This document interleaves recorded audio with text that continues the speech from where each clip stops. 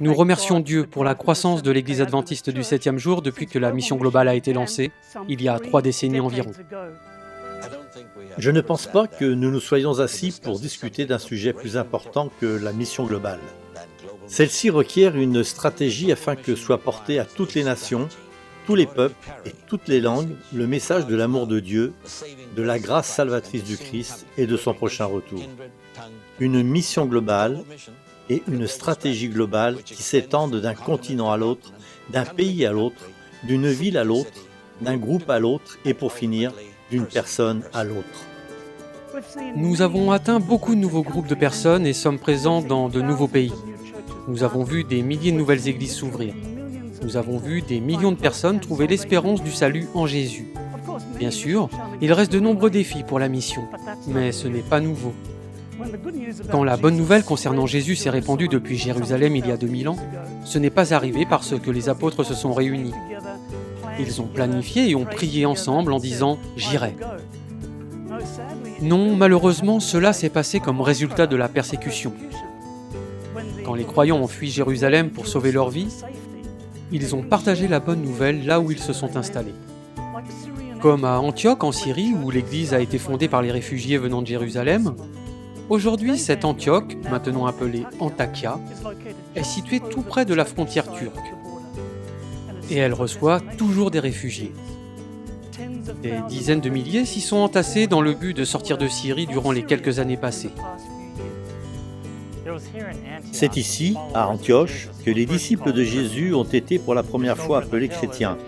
Juste en haut de la colline, il y a une grotte qui a été l'une des premières églises, où, dit-on, les premiers chrétiens se sont réunis. Elle a rapidement remplacé Jérusalem en tant qu'église mère et est devenue une base pour l'envoi des missionnaires.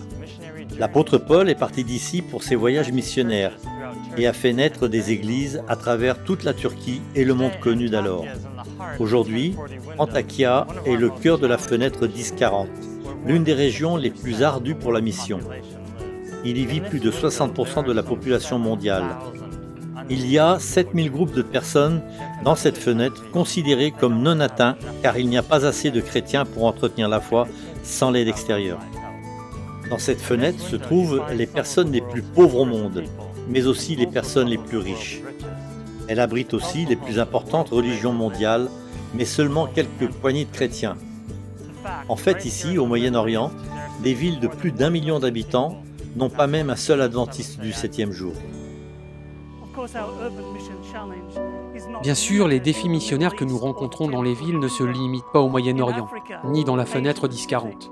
En Afrique, en Asie, dans les Amériques, en Europe, les villes où vivent à présent la majorité des populations sont notre nouveau champ missionnaire, car elles abritent toutes les nations, toutes les langues et tous les peuples. Dans chaque grande cité aujourd'hui, vous trouverez des esclaves ethniques comme la petite Italie ou la ville chinoise ou la petite Inde ou la petite Corée. La liste est longue. Les gens aiment se rassembler. Vous trouverez aussi toutes les sortes de religions, de croyances ou de non-croyances. Et c'est ce dernier groupe, les non-croyants, les personnes sécularisées, ceux qui vivent sans aucune référence à Dieu et dont le nombre grandit si vite qui représente un défi particulier pour la mission. Comment pouvons-nous entrer en contact avec ceux qui ne croient pas en Dieu et n'ont jamais vu une Bible ? Comment pouvons-nous parler à des gens riches qui s'enrichissent constamment et semblent n'avoir besoin de rien ? Ces questions ont confronté notre Église en Australie, en Nouvelle-Zélande et en Europe pendant des années. Mais maintenant, elle commence à la confronter dans le monde entier.